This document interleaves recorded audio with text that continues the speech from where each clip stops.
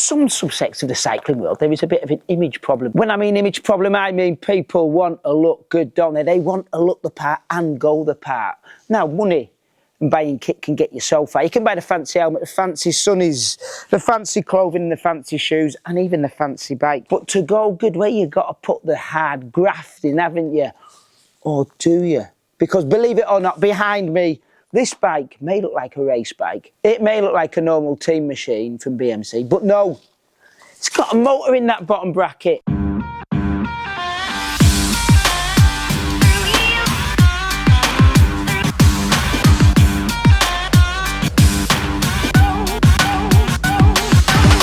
All right then, people, we're on the first climb of the day, about 4 kilometres in total, pretty gradual, so a perfect little rise to test this bike out. It's the sort of climb that if you were out on your own, in a group, you'd probably sort of go up it at about 15 kilometres an hour, 20 kilometres an hour, depending on how fit you are, and get to the top a little bit puffed out. So let's see how I get on this thing.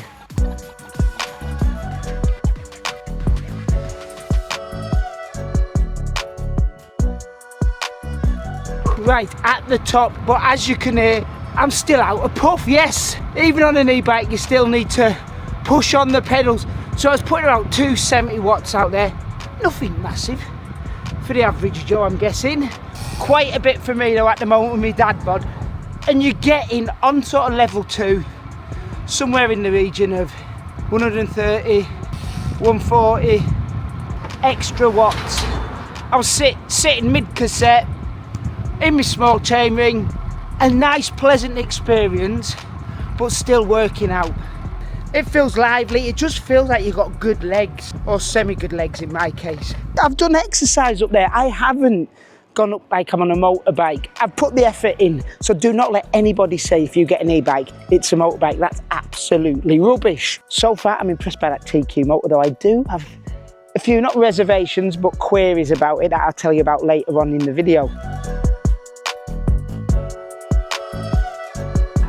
Tuscany, not a bad place to test bikes, and we've got the new, what is it called? Team Machine AMP. AMP or AMP? AMP, amplified. And we're going to do a 90-second sales pitch. I'll do my best. Right. I'll try. Yeah. Not a speed date. No. Pedals ready. Riders ready. Go. All right. New Team Machine 01 amp. So e-bike. Yes, that's the e-bike. The most important thing, 9.4 kilos. 9.4. I've lifted it up already. It's impressive. Okay, it's impressive. TQ40 motor. So fully integrated the battery over 200 watts, 14 Newton meters of torque, makes you like 160% stronger as you normally are. So I need that. Yeah. Same geometry as previously described with Team Machine SLR. So we basically took that. So it's exactly the same geo. Same. Slightly higher stack because to adapt the position of the rider or possible client. Yeah, we don't need such aggressive low position on the front. 01 premium carbon, so the top notch, top of the range from BMC range. We got Shimano drivetrain Di2 from the top. We got dura-ace, Ultegra Di2 and 105 Di2. So it's free in the range. Free in the range, 3 different colors. Fully system integration, I mean, for the power supply. So the main battery from TQ supplies not only the motor, front and rear derailleur. There is a secret screen on top, which is also powered supply. And 3 different settings, speed-wise, isn't it? Yeah, 3 different settings, eco mode, mid and boost. Yeah. Gives you the most... Whoa, we're there. But... Go on. I'll give you a little bit more because I'm excited. I'm excited by it. Next question, range on it. I know it's going to differ depending on what power you have. Yeah, exactly. But easily 300 kilometers you can make it on the eco mode. Yeah, if you put the range extender. So there's another battery then. Yeah, there is another battery, like a little one. You have to get rid of one of. Does that come with the bike? No. Without the battery, you're looking at what, 150 kilometers?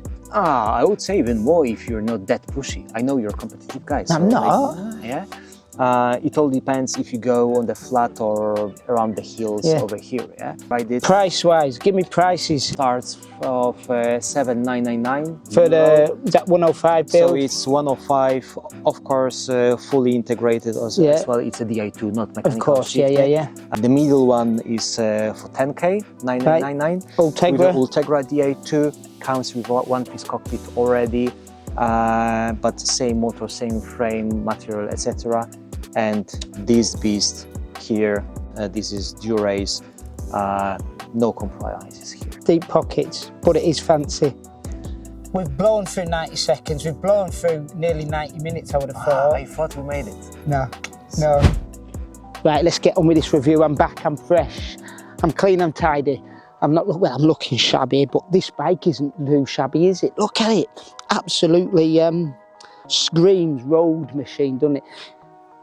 Or team machine, as the case would be. It looks like a proper race bike, and out on the road, it performs like one too. Just with that little added extra.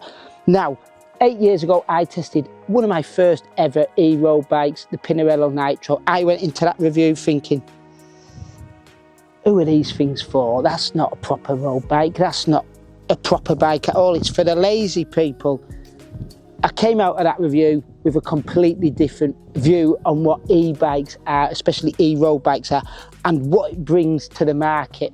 But I stand by what I said back then. And what I said back then was these bikes open the door and help people get out and enjoy road cycling when they might not have been able to before. Whether that's coming back from injury, whether it's maybe getting out in your latter years in life because you're not as fit as you used to be, but still want that rush of excitement.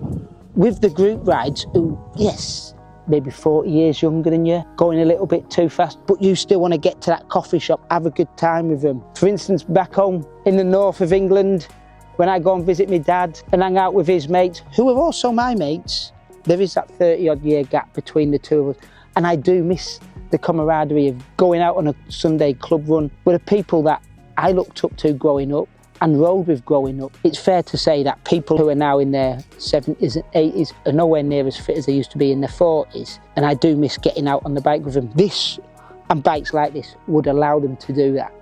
Allow them to do that. But what this adds to the scene is, well, not just the looks of a pure race bike, but the dimensions, the handling. I have not rode an e-road bike that handles so closely. This thing stands out in that regard. Yes, there is a few differences there.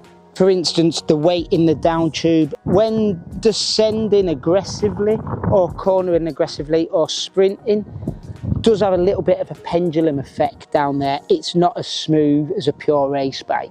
The motor itself, the assistance that you get, more than adequate, and I like how it adjusts to what you're putting in rather than you just pressing mode 1, it giving you, for instance, 100 extra watts over what you're doing.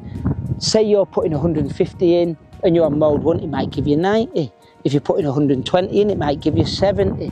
It's a percentage of what you're putting in rather than a straight number like a lot of e-road bikes out there. It's constantly adjusting to the watts you're putting in. One thing that I did notice with a motor though is you can hear a little bit of a whir, a little bit of a buzz. If you're in a group, you won't hear it at all, but out on your own, you will hear it. But I'm still amazed at how tiny TQ can get a motor. It's impressive, innit? The bars on this thing, I prefer these over the ones that you get on the Team Machine. That top is far more comfortable than the deep aero bars that you get on that bike. Having 34mm tyres rather than 32 like the Team Machine makes perfect sense as well for who they're selling it to. Plus, I'm guessing you're going to need it for that added extra bit of weight as well that the frame carries, which isn't much really for an e-road bike, is it? All in all, I have enjoyed my time on this bike. It's a bike that's going to open a lot of doors to a lot of people who want that race feel, want to look the part and want to get out with their friends or on their own without their ego being hurt. What do you think? Let me know in the comments below. If you haven't subscribed already, get on it. I'm trying to grow this channel and I've got a lot of exciting stuff coming your way, so hit the notification bell as well. But as always, thank you for watching and keep it shoddy.